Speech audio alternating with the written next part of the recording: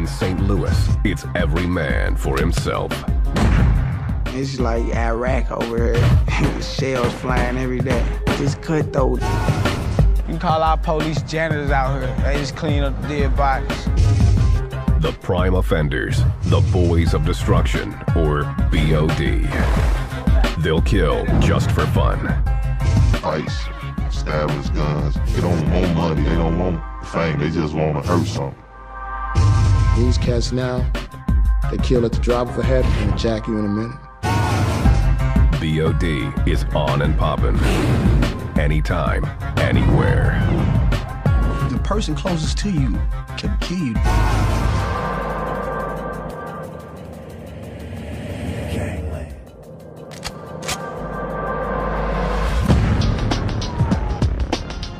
St. Louis, Missouri sits on the banks of the mighty Mississippi River. Its famed Gateway Arch marks the symbolic entrance to the American West. St. Louis isn't large, ranking 52nd among U.S. cities in size. But its murder rate is among the highest in America. And on its northwest side, gang warfare is common. We have a high murder rate for this city. So somebody's always trying some monkey shit all the time. Somebody gets up, somebody gets killed, somebody gets shot. Anything can happen. This is the inner city of St. Louis.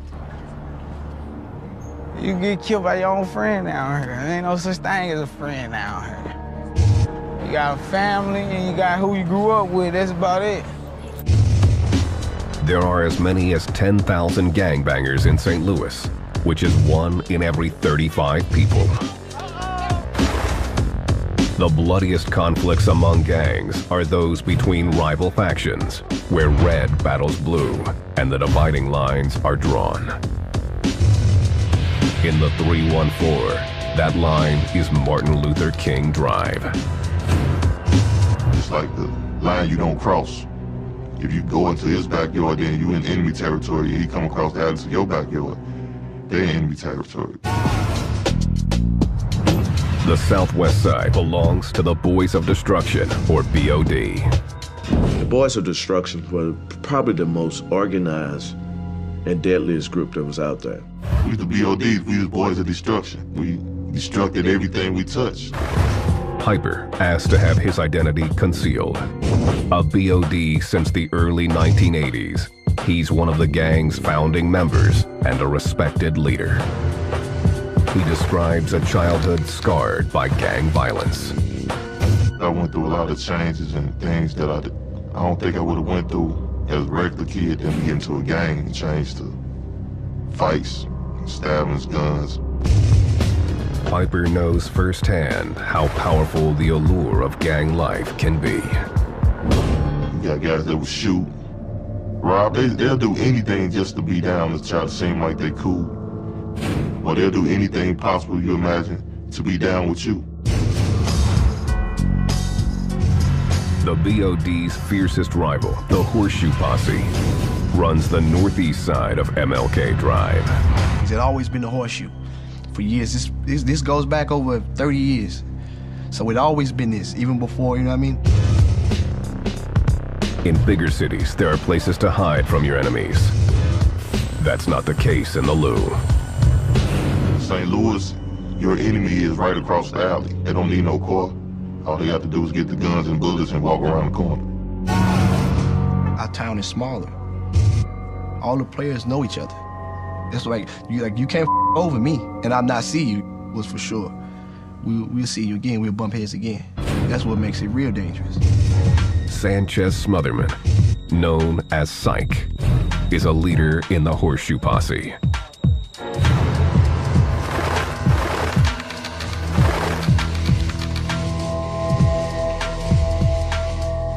I've been questioned for murders.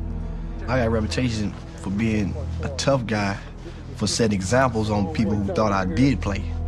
Like when the dog go piss on the tree, he leaves his scent right there. So I was infamous for leaving my mark. Dead man's own, man. We'll come around here playing. If you get killed around, you won't make it out of here. Sanchez was the major figure in Horseshoe Posse. He was one of the Horseshoe pushers. People that represent their block real tough, and they do whatever they have to do for their block. People know that he's from the Horseshoe. Them guys you shouldn't mess with. The Horseshoe is a loop formed by 3 one-way streets. Posse goes back to the cowboy days. I mean, like when they ride in town, the posse's coming. So for the simple fact that, you know, our street is shaped like a horseshoe, it's a group of dudes standing around this neighborhood. We just stick the two together. But to unwelcome visitors, it's a dead end, especially for the boys of destruction. In this ruthless environment, the top dogs are known to all. The most notorious member of BOD? Dorsey Brandon, known simply by his first name.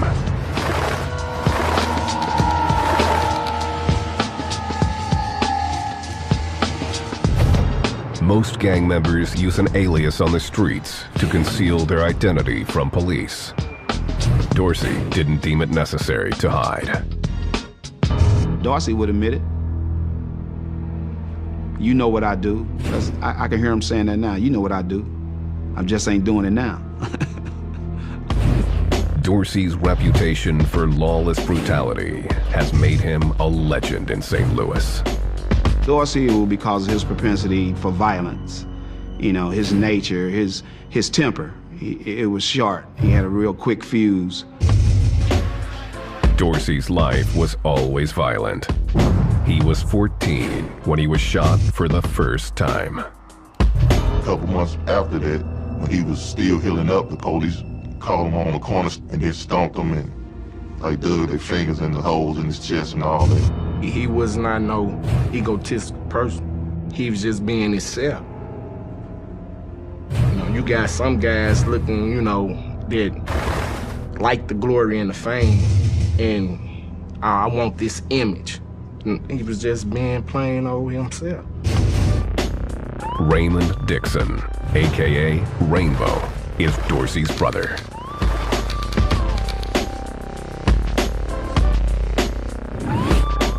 The nickname came from the colorful striped shirts he liked to wear. Now he wears prison gray, thanks to the BODs. You know, I couldn't be nothing but in the midst of things. You know, this is my family. At 6'3", Dorsey towered over everyone, not just because he was tall. He was to pick you up and slam you like, you know, get on, it's over with. And, you know, not to glorify it, but that was him, you know. To me, he was the craziest dude alive. But he took care of everybody. Dorsey made us who he was. He was extreme, but to him, it probably, look, I'm protecting my loved ones. When Dorsey was hit, he would hit back. And it took one burst of gunfire for him to declare war on the Horseshoe Posse. October 1991. It was a warm night, and Dorsey was hanging out on a friend's front porch just a few blocks from the rival gang's turf. Suddenly, a car pulled up, and 2 men with 9mm opened fire. He was in the wrong place at the wrong time, in the wrong block. There's no telling what Dorsey gave them before that. Dorsey dove into his car as the shooters sprayed the vehicle with bullets. He was hit 7 times in the chest. Prayers went out, hoping he, you know, we don't lose him. Dorsey survived, barely. It could have been just another drive-by shooting on the streets of St. Louis. Except for one thing, the shooters picked the wrong target. He was well known for using his weapon. He was a pretty quick with his gun and anger. Yeah, he had a temper. I didn't see him give many people passes when, you know, he had them down bad. Like, Don't let them go.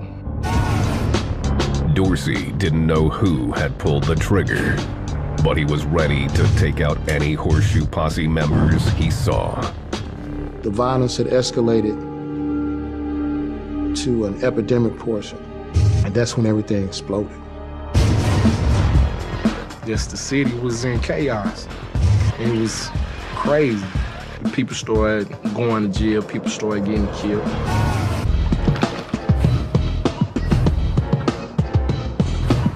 St. Louis. It's known as the Hustle City, the STL. The name comes from the criminal hustlers who call it home, including a violent gang known as the Boys of Destruction, or BOD. Anybody can get it. Anybody in there, anybody, everybody. Ain't no exclusion. Ain't no kids excluded, women. If you get caught in the middle of that, that's just it. Man, we ain't got a high murder rate for nothing. Do not, I repeat, do not come down here with that monkey shit, man. Your ass gonna leave out of here. St. Louis used to be one of the shining jewels in the United States and was host to the 1904 Olympic Games. In the early part of the 20th century, St. Louis was one of the busiest ports on the Mississippi and the fourth largest city in the U.S. So prominent that it also hosted the World's Fair. As the city boomed, so did violent gangs. We had the Roach Guards and the Pug Uglies. And those were German and Polish gangs. And kind of strange that they identify with the red and blue too. There were also the Pillow Gang and Egan's Rats. These gangs held up dozens of banks in the early 20s, getting away with as much as $4 million. The proceeds paid for weapons that led to open gun battles in the streets of St. Louis. Following World War II, families left the inner city. Industries left, and the economy dried up. We had tons of manufacturing places, many places where people could make an honest, good buck and survive and pay house notes and buy cars and so on.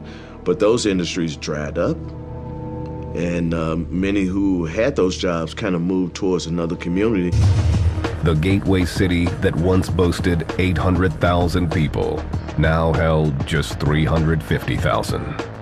So we've lost over 60% of our population. The middle class is gone. The loss of population, it created an environment that builds and cultivates crime. The downtown area was hit especially hard as neighborhoods descended into poverty and drugs. Around the mid-70s, that was the introduction of heroin to our community.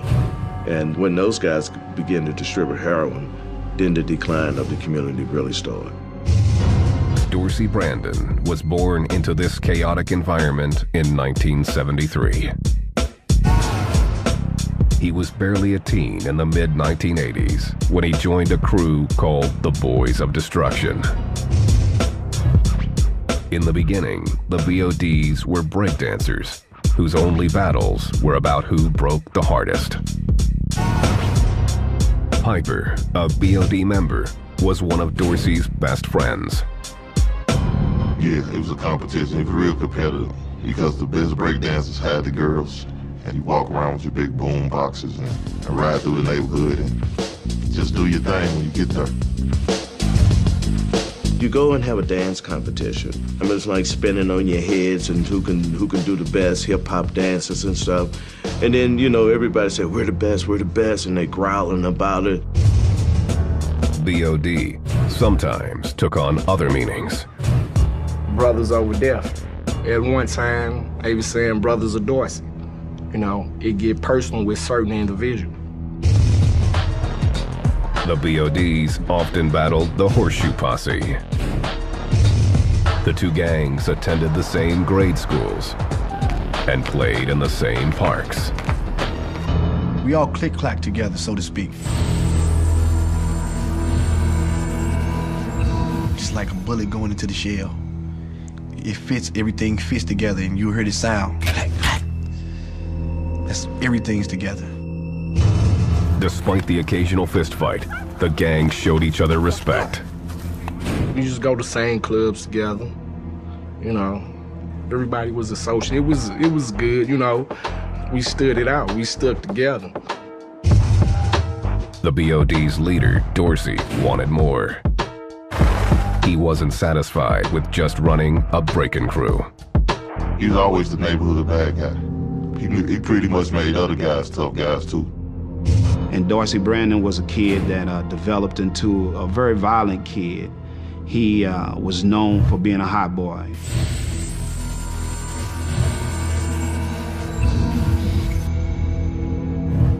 He was respectful to the police, but he would cause havoc on the street with the citizens and other rival gang members. You know, he could be notorious with enemy gang members. By 1986, Dorsey saw an opportunity to start making green. The country's crack cocaine epidemic had hit the 314 hard, and Dorsey led his crew into the drug dealing business. Almost immediately, they started living up to their destructive name. The Boys of the Destruction at that time were clearly very organized and very deadly, and they were very violent. You got people that usually didn't have nothing growing up, but when the crack came, they had something. So it kind of put an unbalance in everything, and everything just went chaos. Dorsey's younger brother, Rainbow, was happy to follow his brother's lead. There from day one, you know, I just wanted to follow in my brother's footsteps. BOD soon began to attract national attention. The super gangs in LA started keeping tabs on St. Louis as the drug business there became more profitable. Say, for instance, California, a kilo of cocaine was going for $12,000. By coming to St. Louis, you can automate that same kilo's worth $30,000. The LA gangs wanted a piece of the action.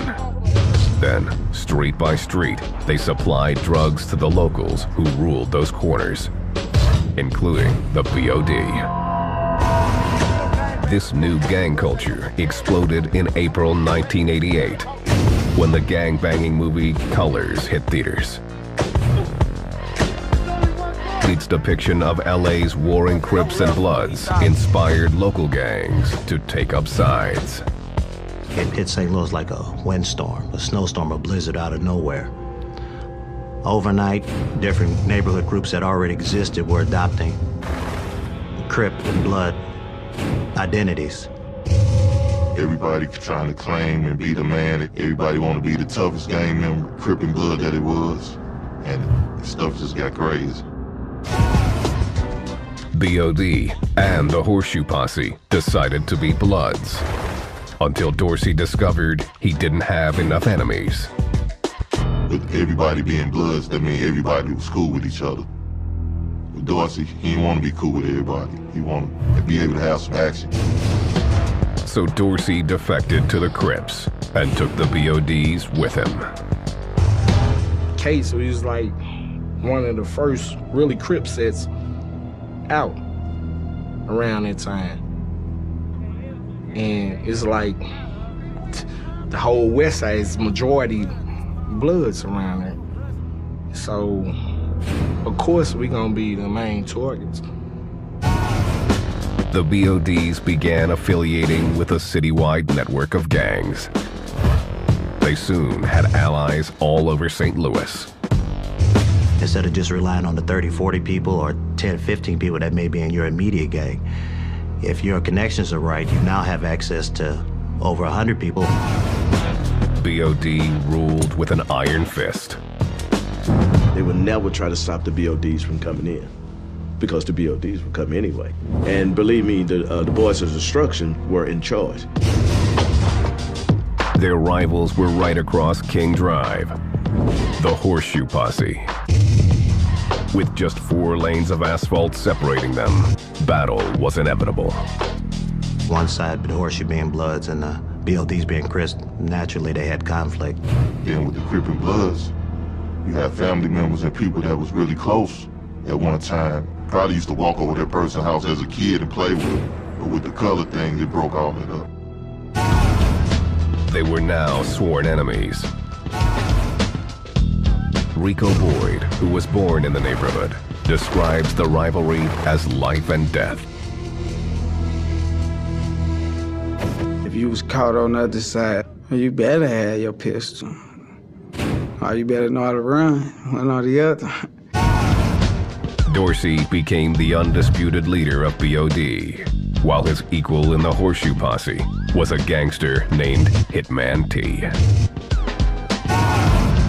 And Hitman T was bent on being as big of a rival as Dorsey was. And so that means the borders would clash. And it was war against the Boys of Destruction. The two biggest gangsters in town had a wary respect for one another. Dorsey and Hitman T, they had run-ins with each other, but it was always, they just clapping at each other. They gonna shoot at each other and that be that, but neither one of them really actually did any damage to each other. But they did damage to a whole lot of other people. Then, in March 1991, Hitman T was caught in enemy territory with nothing but a can of spray paint. He got caught one morning spray painting, and some guys drugged him in his alley, but he can only fight him so long until somebody came running down the alley with a shotgun, and they shotgunned him. Hitman T's funeral almost became a riot when the angry gangs confronted each other. Police quickly stepped in and broke up the fight, but tensions remained high. The ultimate disrespect occurred after the funeral, when Dorsey is said to have dug up his rival's body. They pried the casket open, put the body in the car with a smell like that, drive it over to the mother's house and throw it on the porch, all that. I really can't confirm that. That could be a touchy subject for somebody in this man's family. Dorsey and the BODs were now firmly on top.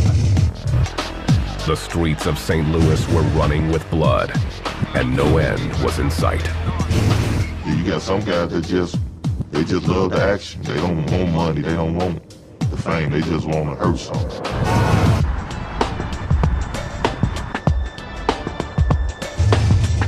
St. Louis, gateway to the West, and home to thousands of gangbangers. Our area is more dangerous because the poverty level is so high. The shootings, the murders, the gang activity, I mean, that all goes with that. People get hurt. The city's most notorious gang is the Boys of Destruction. When members of the Boys of Destruction went places, people knew who they were, and they were afforded the fear. Because if you mess with them, you were messing with a violent entity. If you get caught in the middle of that, that's just it. BOD have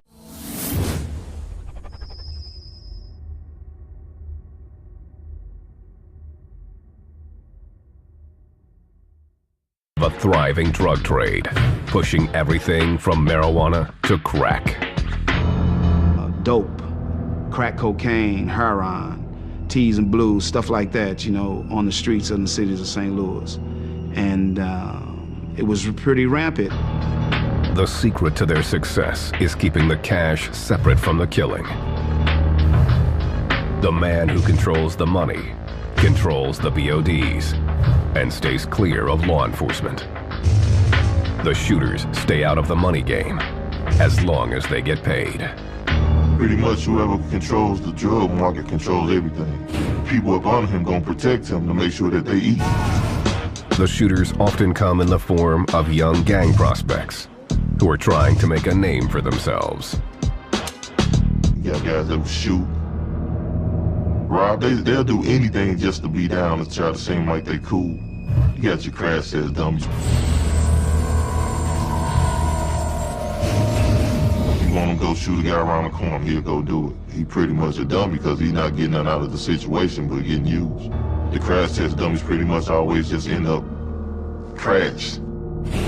We stop a car, and the youngest individual, he's the one that's going to claim ownership to the gun.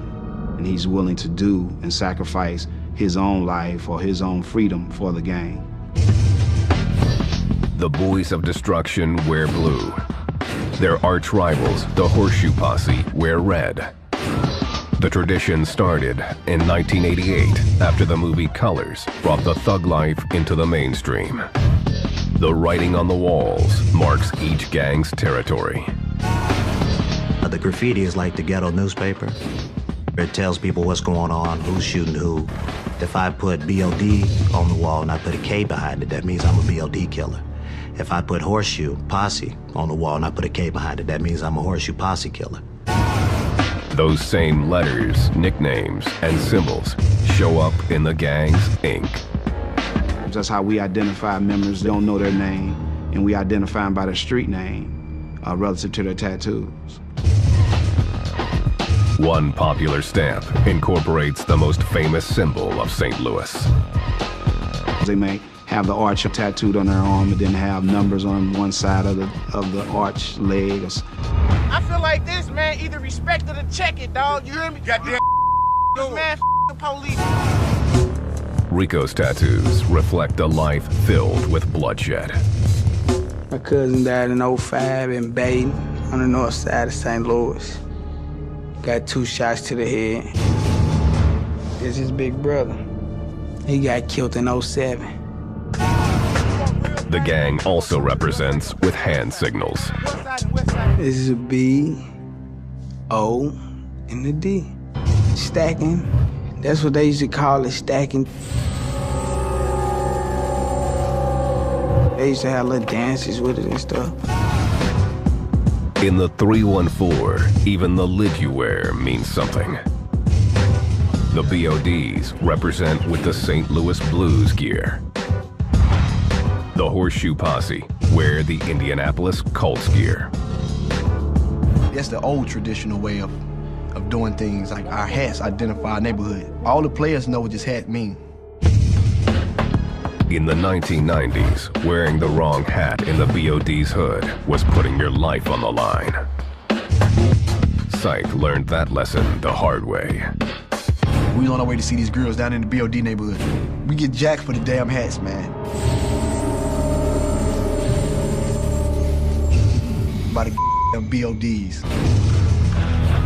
Psych quickly retaliated, grabbing a gun and hunting down his attackers. And they knew it was me.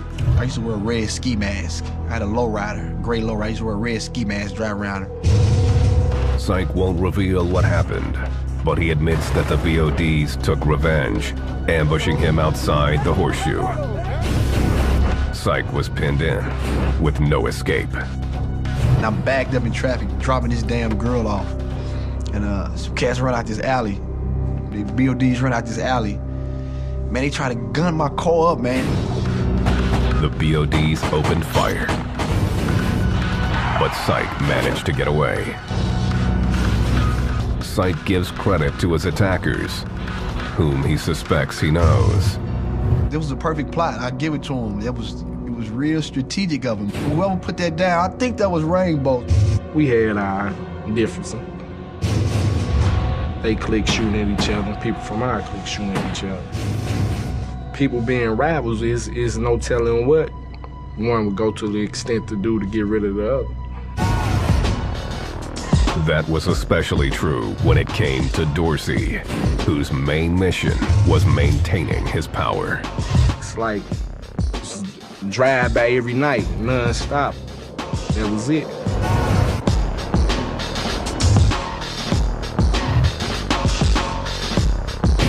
Fall 1991. The Boys of Destruction, the BODs, were the most feared gang in St. Louis, thanks to their charismatic leader, Dorsey Brandon. He was very smart. You know, he was a hustler and very manipulative. He would cause havoc on the street with other rival gang members. Dorsey had narrowly survived 7 bullets to the chest. He believed at the hands of his arch rival, the Horseshoe Posse. And he was supposed to be on what they considered the low-low.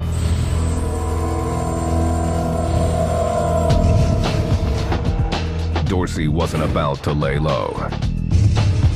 He needed to restore his reputation as the toughest gangster in Hustle City.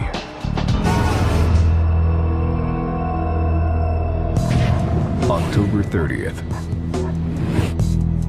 Dorsey had been back out on the streets for 2 weeks when he went to the Rose Lounge, a popular nightclub. The usual, just go up there, have some drinks, mess with ladies, and pretty much the typical street thing. The nightclub bordered Horseshoe Posse territory. Rival gang members would come because it's set on the perimeter of Dorsey's neighborhood and right on the boundary line of other gang-infested areas also. Rainbow can't say just how it began. Old secrets die hard. But someone started trouble with one of Dorsey's friends. The BOD's leader wasn't going to stand for that kind of disrespect. He got into it with somebody, four of his associates, his friends. You know, and they got into it with somebody in the club. Dorsey was outside the club when a truck drove up, and someone fired off 2 rounds. He ended up shooting Dorsey. He pretty much just opened all his other wounds up, and he pretty much just suffocated. He couldn't breathe. He just ran out of air. He died a tragic death, you know. He died by the same things that he practiced on the street. I was able to respond to that shooting, that scene. And when he died, he had like a smile on his face. Dorsey was only 18 years old. News of his murder quickly spread through the gateway city. After his death, a lot of RIPs, remember Dorsey MPs, a lot of BODs where you would see RIP Dorsey, Boys of Destruction. He was good to us, but he was bad to everybody else, put it like that. So everybody else didn't like him, but we loved him. He loved us. BOD went on the warpath to avenge their fallen leader. For weeks afterward, the gang and their Horseshoe Posse rivals carried on the most violent street war St. Louis had ever seen. Yes, the city was in chaos. It was crazy. For real. And when that happened, it was going hard, but for us, the revenge trip, but it lingered. People started going to jail, people started getting killed, you know. The homicide rate skyrocketed with the gang violence. In '93, we had the highest homicide, highest murder rate. That year, the number of murders jumped to 267, a record for St. Louis. Rainbow, now 16 years old, tried to take his brother's place as the BOD leader. After the things that happened to my brother, and, you know, they kind of put myself out there, really made me focus on, more in on the foes, and I wanted vengeance. Rainbow was tough, but didn't have his brother's fierce charisma. He started establishing his, how they say, collect his own bones. But he was not Dorsey. He didn't carry that weight that Dorsey had of viciousness and everything else, or leadership. In 1995, authorities caught up with Rainbow, arresting him on drugs and weapons charges. He was sentenced to 7 years behind bars. With Dorsey dead and Rainbow in prison, the BODs were shaken to the core. But their rivalry with the Horseshoe Posse was as strong as ever, and killings were becoming everyday events. Piper took over leadership of the BODs and struggled to keep the gang together. Whatever you establish, you're gonna make sure you got mind, you're gonna make sure you got muscle. So you're gonna make sure that everybody's took care of. But Piper found himself in the crosshairs. In 1999, he was hanging out with friends outside a local garage when a rival gang member walked straight up to him and opened fire.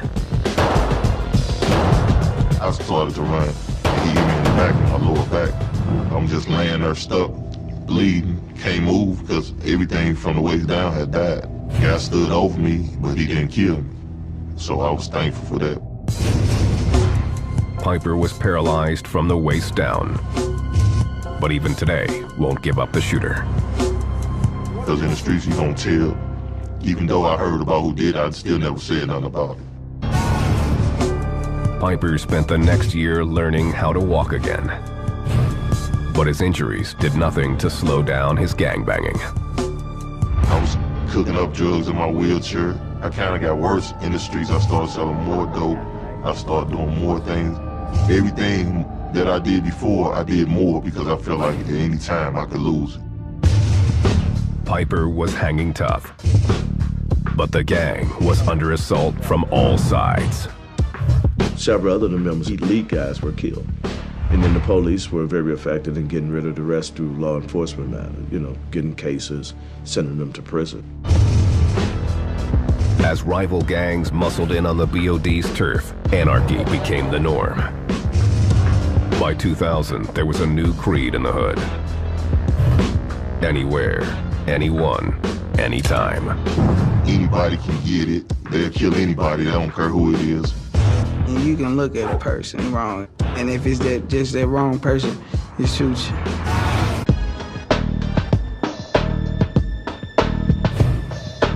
The Boys of Destruction were a headless snake with no real leader. And the St. Louis gang war was increasingly chaotic and violent. Back in our day, me and Dorsey in them days, you have respect. They on another level nowadays. These little guys, they don't care. By 2005, after serving 5 years in prison for weapons and drug violations, Rainbow was free and back on the street. He tried to go legit, but trouble seemed to find him. That November, Rainbow was pulled over by a cop on a routine traffic stop. My record's never been wiped clean. So when he ran my name, he came back. He was real jumpy. This man really was jittery and jumpy with me, and I feel I had to protect myself. Got to tussling fighting. And you know, he got to going for his gun. I wasn't finna let him get his gun. Rainbow severely beat the officer, stopping only when he was physically pulled off the cop. Rainbow fled and was on the lam for 2 days before turning himself in. He was sentenced to another 15 years in prison for assaulting a police officer.